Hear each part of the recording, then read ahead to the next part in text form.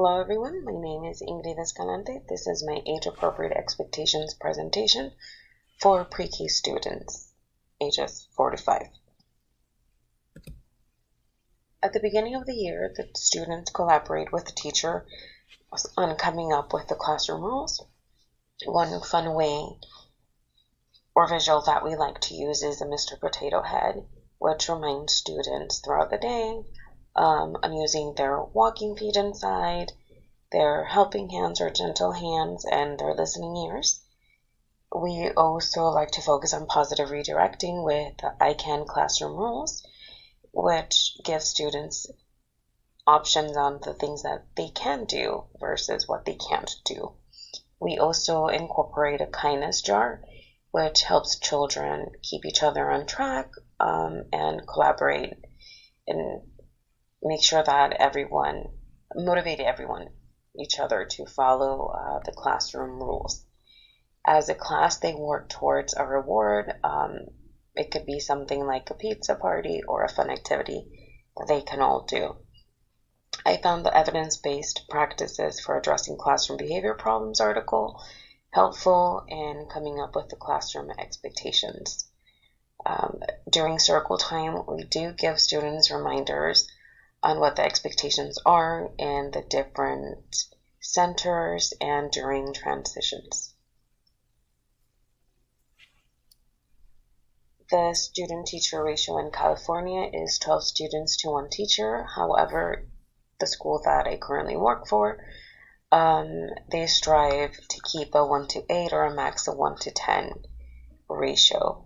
This really does help in dealing with challenging behaviors, and we're able to focus on giving children a little bit more one-on-one and trying to prevent challenging behaviors from escalating in the classroom. Play and routine expectations.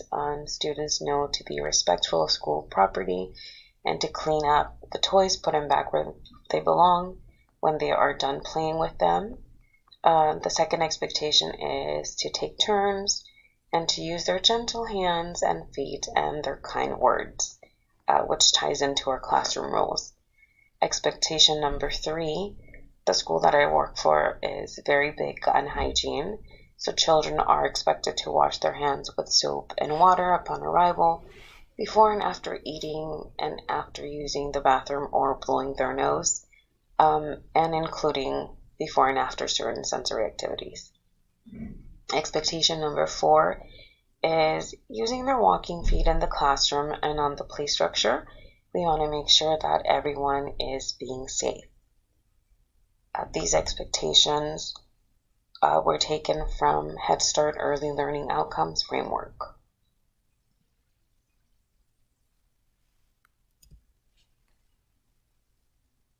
Age appropriateness of expectations. Here are the domains and according to the ELOF for the pre-K age group. And as you can see, they tied into the expectations that I listed on the previous slide, being respectful of school property and cleaning up after self. That is one of the goals.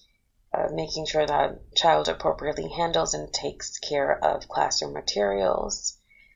The other goal for the second expectation is child engages in and maintains positive interactions and relationships with other children. That includes turn taking, being gentle with their friends, using kind words. For the third expectation, the goal for that expectation is child demonstrates personal hygiene and self-care skills, so making sure that those hands are being washed and knowing when this needs to happen.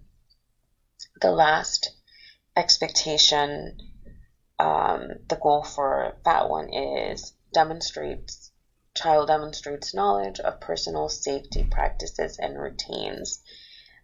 Example is walking up the stairs of the structure and going down the slide, using walking feet in the classroom and in the hallways.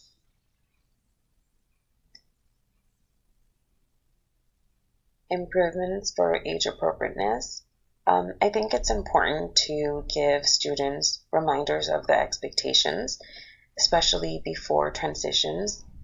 There is a lot that children have to process throughout the day, so it does help to have those reminders given, not just in the morning, but throughout the day and especially during transition. That sets them up for success. Also, giving clear and understandable directions for children to follow, 2 to 3 step commands, and letting them accomplish those tasks before giving the next 2 to 3 commands. Making sure that the classroom environment supports the expectations and helps students succeed in meeting them. So, for example, in my layout, you can see that all of the centers are clearly defined. If we were doing a sensory activity, I would set up the table with the number of chairs according to the number of students that I would want in that area. So that is also important in helping children succeed in meeting the classroom expectations. Another important factor I feel is the teacher acting as a facilitator, so role modeling the behavior that we would like to see from children. Communication of expectations. The expectations are verbally, visually communicated to the children. Using a visual classroom schedule helps keep children on task, and it gives them a heads up of what is to come next, which helps them comply and be more willing to follow the teacher's directions. We also have our shelves and containers labeled so children know exactly where everything goes. It does make it easier for them to follow along if they know where everything goes. We also give reminders. We do use a classroom bell, and that cues the children that pretty soon we're going to be wrapping up. There's something else coming up. We also work with small groups to support children as needed and to make sure that they're understanding what the classroom expectations are.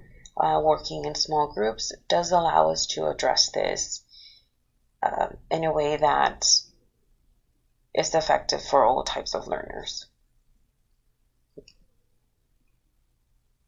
Appropriateness of communication.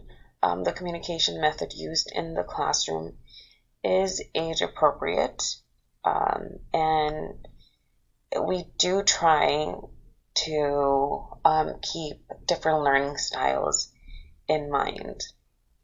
One quote that I really liked from the NAEYC article, Planning for Positive Guidance, Powerful Interactions Make a Difference, states, guiding children's behavior is something done throughout the day, not just when a child acts in a way that is unsafe or unacceptable. You guide behavior by establishing predictable routines, setting clear rules with children, and modeling kindness and respect. So being consistent in what is being communicated, especially if there are multiple teachers in the classroom, we want to make sure that we are all sending the same message and in a way that children understand. I am really big on visual aids. I think that is a helpful reminder for children to stay on track throughout the day. Cultural and family values alignment. We do strive to be inclusive and for the classroom expectations to align with the cultural and family values of the children in the class. We do send a welcome letter home with families, which includes classroom rules, the teaching approach, and what parents can expect throughout the year. This is helpful in helping parents understand what the learning and classroom environment for their child is like. We also send home a student intake form or a getting to know your child form. It provides an opportunity for parents to share important information or something that they would like for us to know about their child. It's also a way for them to ask any questions or share any concerns that they may have. Partnering with parents is definitely crucial in making sure that children thrive in and outside of the classroom and being respectful to the family's culture. I really liked the culturally appropriate positive guidance with young children. The NAYC article, it states the importance of teachers and families working together and understanding that the approach to achieving certain goals may be different, but the goals are still the same. And here are my references. Thank you very much.